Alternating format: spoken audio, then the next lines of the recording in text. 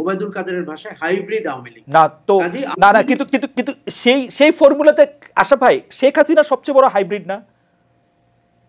না, সেই ফর্মুলাতে তো বটেই, কিন্তু আমি এই জায়গা থেকে ওরা বলি এই জায়গা থেকে জি 75-এ যে ঘটনা ঘটেছিল, যে নির্মম ঘটনা ঘটেছিল, যে হত্যাকাণ্ড ঘটেছিল, আমার বিচারে কিন্তু 24 সালে আওয়ামী লীগের তার থেকে 100 গুণ বড় ঘটনা ঘটেছে।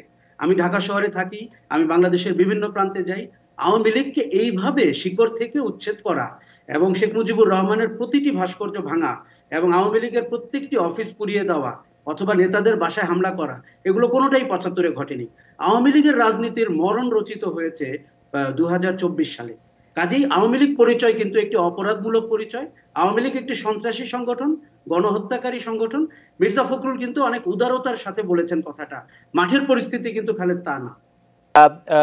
5 আগস্ট শেখ হাসিনা পালিয়ে গেলেন বাংলাদেশ থেকে, প্রধানমন্ত্রীর পদ হয়ে পড়লো শূন্য এবং সংসদ ভেঙে দেওয়া হলো। তারপরে প্রায় না 2 মাসের, আজকে 2 মাসের কাছাকাছি, হ্যাঁ 1-2 দিন কম, 2 মাসের কাছাকাছি সময় পরও একজন আওয়ামী লীগের প্রতিনিধিত্বশীল নেতাও বললেন না যে তারা আওয়ামী লীগ করবেন। মানে সজীবদের জয়ের কথাটা আলাদা, এবং তাদের ভবিষ্যৎ রাজনীতি তারা কি করবেন, তারা আদৌ কিছু করতে চান কিনা, দল হিসেবে তারা কি করবেন, সেগুলি তারা কিন্তু কেউ কিছু বলেন নাই। অর্থাৎ আওয়ামী লীগ যে কথা বলছে না সেই কথা মির্জা ফখরুল ইসলাম আলমগীর বলছেন, সেইটা আপনাকে একটু আবার ভাবাই কিনা, এক। আর দুই হচ্ছে, অনেকে যে বলতে চাইছেন বর্তমান সরকারকে একটু ঠেলে ফেলে দেওয়ার জন্য, দ্রুত নির্বাচন দেওয়ার জন্য, ডক্টর ইউনূসকে আসলে একটু বিব্রত করার জন্য আওয়ামী লীগ বিএনপি একসাথে হয়ে মাঠে নামবে, এইটার কোনো একটা জায়গা আপনি দেখেন কিনা?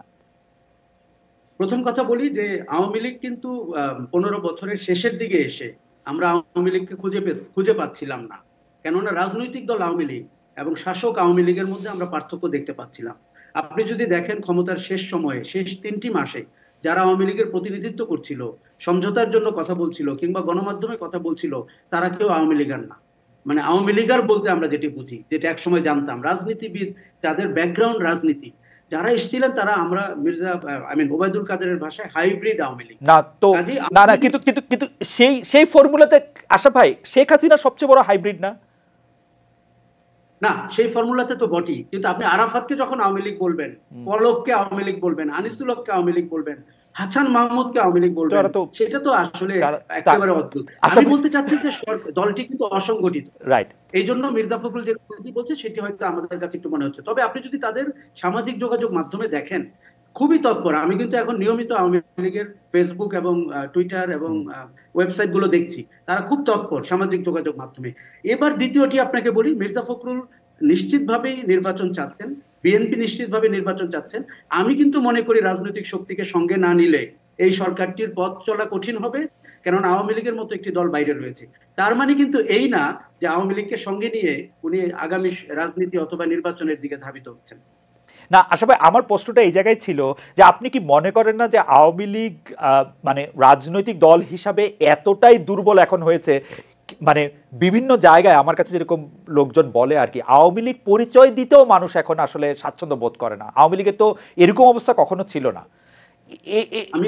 মির্জা ফখরুল ইসলাম আলমগীর মনে করছিলেন যে ইউএনবির খবর অনুযায়ী আওয়ামী লীগ, মানে ইউএনবির খবর থেকে আমি যা জানলাম সেটা হচ্ছে যে আওয়ামী লীগকে নিষিদ্ধ করলে এবং নির্বাচন থেকে দূরে রাখলে দেশের গণতন্ত্র বাধাগ্রস্ত হবে, এবং তিনি আওয়ামী লীগকে নিষিদ্ধ করার পক্ষে নন, আওয়ামী লীগকে নন না, কোনো দলকে নিষিদ্ধ করার পক্ষে নয়।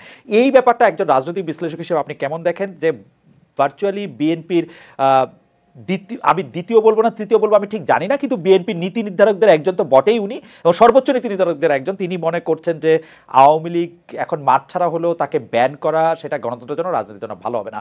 আপনার বিশ্লেষণ একটু শুনতে চাই আশা ভাই। আপনি 15 বছরের ইতিহাস জানেন এবং বিএনপির উপরে গত সরকারটি কতভাবে আক্রমণ করেছে, অত্যাচার করেছে, হামলা করেছে, মামলা করেছে। আমরা যে প্রতিহিংসার রাজনীতিতে বিচরণ করি, তার চোখে এবং তার দৃষ্টিতে এই বক্তব্যটি মনে হয়েছে সম্পূর্ণই সহনশীলতার, অ্যাকোমোডেটিভ, এবং আমরা যে রিকনসিলিয়েশনের কথা বলি সেই ধারা। এবং উনি বলেছেন যে দলটির রাজনীতি নিষিদ্ধ করাও ঠিক হবে না এবং দলটিকে নির্বাচনে অংশগ্রহণ করতে দেওয়া উচিত। এবং উনি বলেছেন যে নিয়মতান্ত্রিক রাজনীতিতে যেন আওয়ামী লীগ থাকে। আমার কাছে, আমার ধারণা বিএনপির অনেক কর্মী নেতা যারা বিভিন্নভাবে অত্যাচারিত হয়েছেন, যারা হামলা মামলার শিকার হয়েছেন, তাদের কাছে এটা একটা শকিং স্টেটমেন্ট। কিন্তু আমি যদি রাজনীতিতে আমরা যেই রাজনীতি চাচ্ছি, বৈষম্য বিরোধী আন্দোলন অথবা গণ অভ্যুত্থানের ভেতর দিয়ে আমরা যেই কথাটি শিখতে পেরেছি বা বলতে চেষ্টা করছি, সেটা হচ্ছে নতুন রাজনীতি। খালেদ, আপনি জানেন সেই নতুন রাজনীতিতে কিন্তু প্রতিহিংসার জায়গা নাই। সেই নতুন রাজনীতিতে কিন্তু সহনশীলতার জায়গা আছে।